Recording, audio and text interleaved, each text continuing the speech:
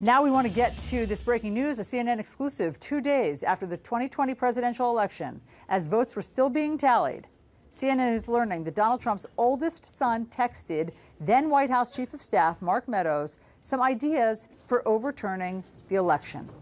This is before the election was called. He wrote, quote, "We have operational control to ensure his father would get a second term." CNN's Ryan Nobles is one of the reporters breaking this story. Ryan, what exactly do these texts tell us? Well, Victor and Allison, this is a lengthy text that Donald Trump Jr. sent to Mark Meadows on November 5th. And as you rightly point out, it was 2 days after the election. It was while votes were still being counted, and it was before any of the major television networks had declared Joe Biden the winner. And in this lengthy text, Donald Trump Jr. lays out a number of operational legal strategies that the Trump campaign and Republican operatives across the country would then go on to employ. A lot of these legal theories would not come out until weeks, sometimes months later.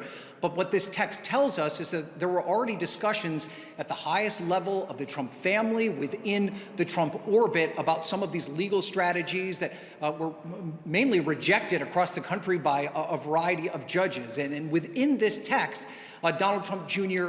Suggests that it is the Republicans that have the control, that they would be able to use these questionable legal theories in order to keep Donald Trump in office for a second term. I'll just give you an example of some of the things that Donald Trump Jr. suggested that they should pursue. Creating an alternate slate of fake electors. That was one of his suggestions in this text message. This is something that we know that Rudy Giuliani and those close to the Trump administration attempted to employ. There were a number of individuals within the Republican Party that actually gathered together and submitted a false set of electors to Vice President Pence and the United States Congress. This is something Donald Trump Jr. talking to Mark Meadows via text about on November 5th. He also talked about pushing the vote back to the state legislatures. We also know this was a legal theory that Trump and his allies were attempting to pursue.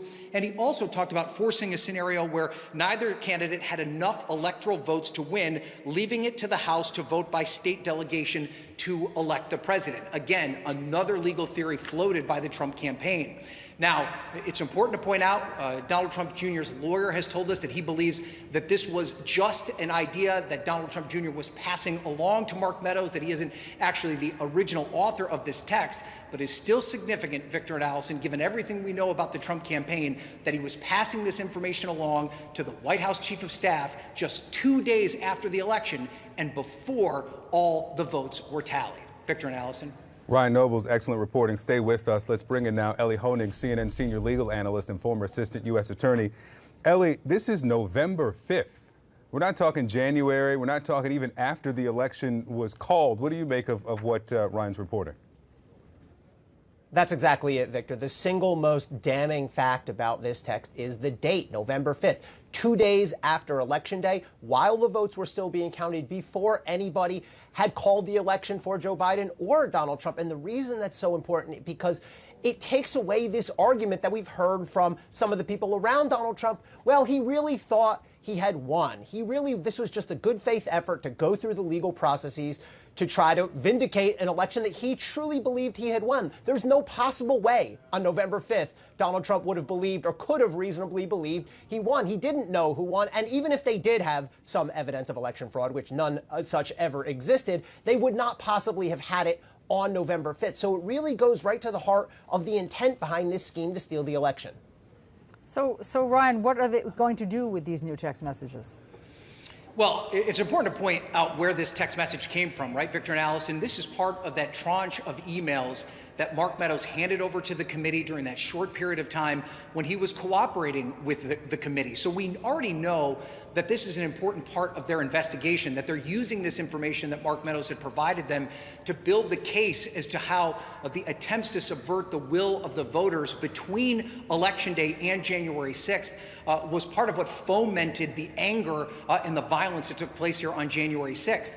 What is interesting, and something that we should point out, is that at this point, there's been no talk by the committee to bring someone like Donald Trump Jr. before the committee. We know already they did speak to Jared Kushner. They spoke to the president's daughter, Ivanka Trump, this past week. They did that on a voluntary basis. They weren't subpoenaed. But Donald Trump Jr. has not been in this conversation, in part because, while he was affiliated with the campaign more as a surrogate and somebody that was out and about, he wasn't a White House advisor and he didn't have an official role within the campaign.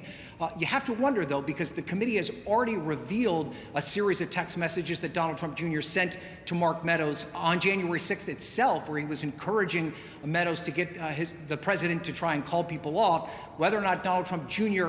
down the road could be someone that they want to talk to.